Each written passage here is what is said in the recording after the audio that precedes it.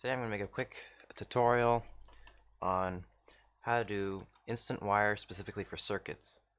Now I know that these types of instant wire, but I'm not going to do too much on this because I prefer the type of instant wire where the signal stays on when the input is on and the output is off and the input is off.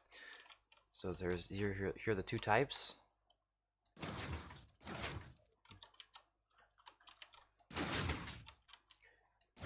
This circuit I found on a video, I think by El Mango, and it is actually very flexible and very useful for transporting signal.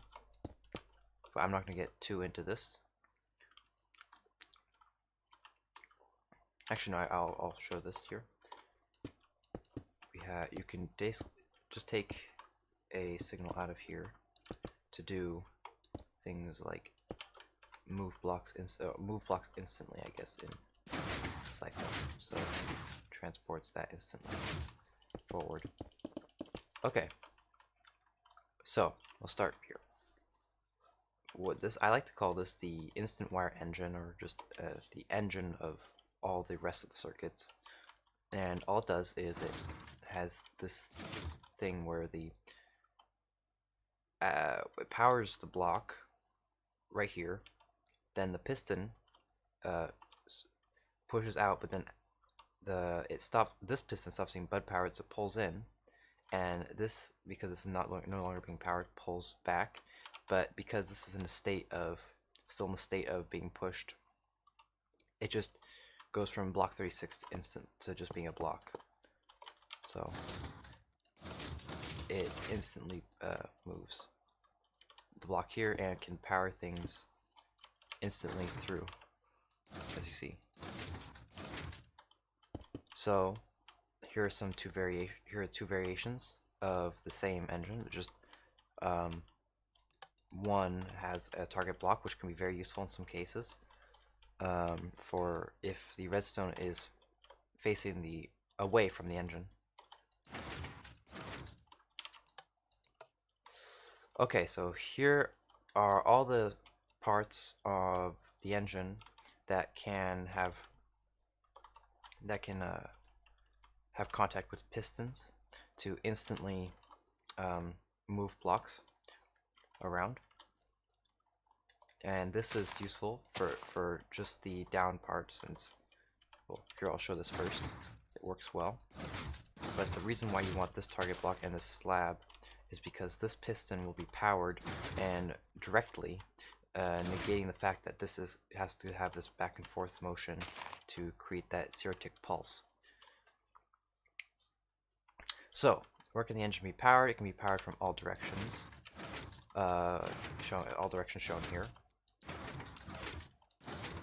Sorry, that just turned to a dot where it wasn't powering anything. And here are the outputs. Here on a basic engine, and you can see here, if you add, like I said, you can push any block, including more redstone blocks, on the edges here. And here you get all the contact points from a basic circuit like this, and that's a lot of contact points here. We have all those that you can see here. And okay, so that's the engine, and that's where you can attach different things. It can be in all directions.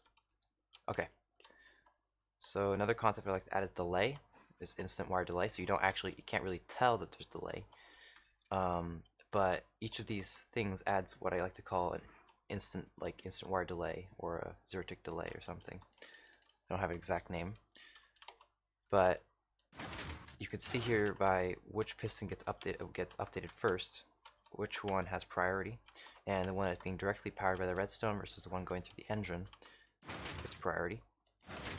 Same thing here. We have two instant wire engines versus one, or instant wire repeaters.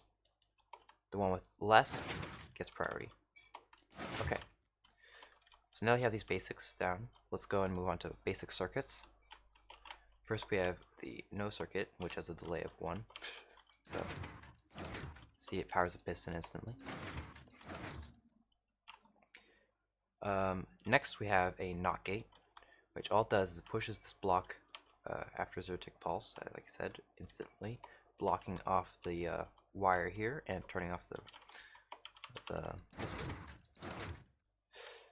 so then we have OR gate, which is well, pretty straightforward, which has a delay of 0 obviously because it's just redstone. That's just what an OR gate is. I added this slab here just to make sure that when a signal carries over, it doesn't go back down. This does not have to be the case all the time. It's a lot of outputs from here do not matter, but it will matter in some cases, which is why you probably want to be safe. So here we have another OR, so we have a NOR gate, which is delay of 1, and so whenever these two are on, either of them are on, it will turn off the output. So by default off, if both of these are off, this will be on. Okay. If you want to see how it's built, just do a quick 360. So we have a NAND. This NAND gate is well, it is what it is, and you have a delay of 1. So whenever both are on, the output is off. Pretty straightforward. And here's the circuit for that. Let's see. Okay, this is one I made pretty quickly, and it just works on the fact that this will get redirected. Though there's some issues with that, so you have to update it, and then it just gets larger. So I wouldn't recommend using this circuit directly. You could probably make a better one. This is just a concept, so you can see that you can do a lot of these things with instant wire. So whenever both of these are on, it will power, and instant yes.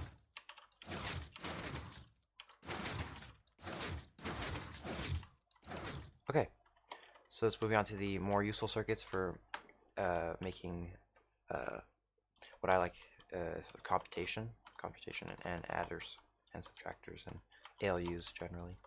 So we have XOR. I have 3 variations of the XOR, so that's the delay of 1.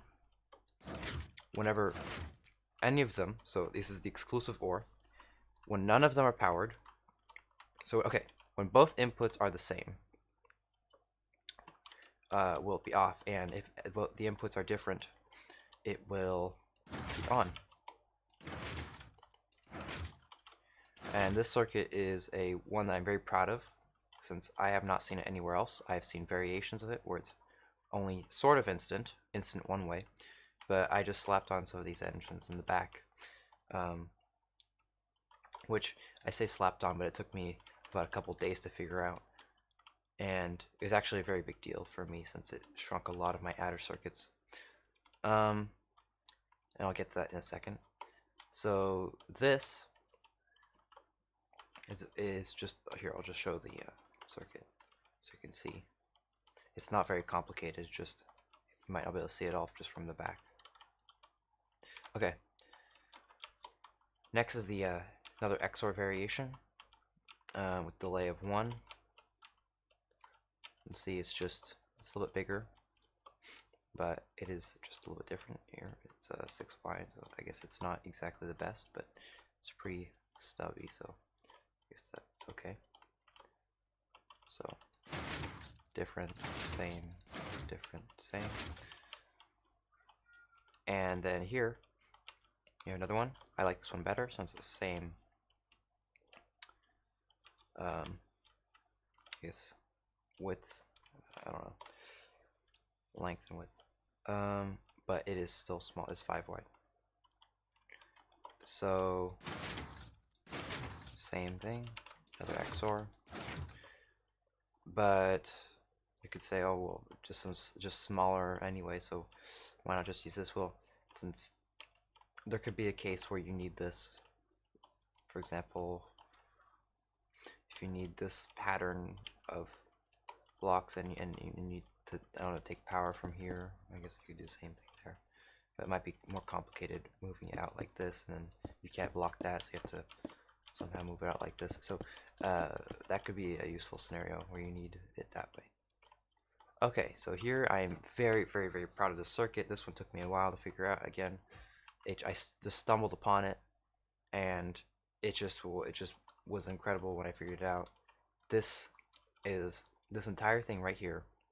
For people who don't know, who know what I'm talking about, is a half adder. This thing right here, a full half adder. Yep. Sorry, no, just a half adder. And what that is basically an XOR and an AND.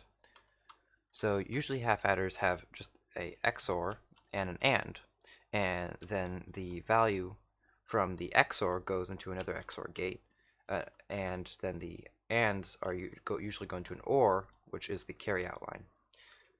But this entire thing is an AND and an XOR. As you see, this is just as half adder, you can see it just has two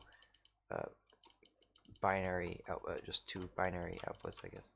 And you have where it has 1 and 2.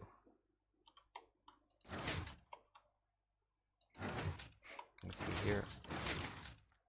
And what you do, and I will get into more components for adders in another video. Anyway, that was a quick guide on a bunch of instant wire circuits. There are probably a lot more you can do. I'll definitely make an update video, or making a whole new video with all the new circuits if I do find a bunch more that are a lot smaller. Or, yep. So anyway, thanks for watching.